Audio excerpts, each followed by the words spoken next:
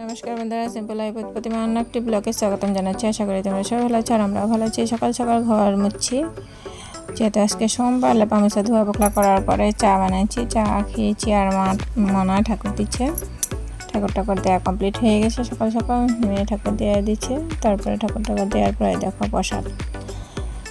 ও কাটতে পারে না, তার জন্য গোটা গোটা দিয়ে দিচ্ছে, করার কিছু নেই।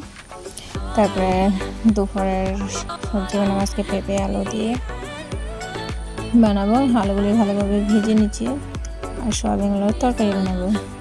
কড়াই গরম করে নিচ্ছি, পাঁচফোড়ন আর তেজপাতা সম্বাদ দিয়ে দিচ্ছি। তারপরে কোরানি পেঁপেগুলি দিয়ে দিচ্ছি। তারপর ভালোভাবে নুন, হলুদ, জিরা গুঁড়া, লঙ্কার গুঁড়া সব দিয়ে ভালোভাবে ভেজে নিচ্ছি। দেখো আলুগুলি ভেজে রাখা আলুগুলি দিয়ে দিচ্ছি। স্বাদের জন্য পরিমাণ মতন চিনি দিয়ে দিচ্ছি।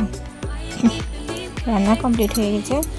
তারপরে আলুগুলি ভেজে দিয়েছি, তারপরে সোয়াবিনগুলিও ভেজে নিচ্ছি তেল গরম করে লাল লাল করে। তারপরে পাঁচফোড়ন সম্বাদ দিয়ে জিরা গুঁড়া, লঙ্কার গুঁড়া, সামান্য পরিমাণের জল দিয়ে ভালোভাবে কষানোর পরে মশলাগুলি, তারপরে সোয়াবিন আলুগুলি দিয়ে দিচ্ছি। তারপর ভালোভাবে কষানোর পরে পরিমাণ মতন জল দিয়ে দিচ্ছি সিদ্ধ হওয়ার জন্য।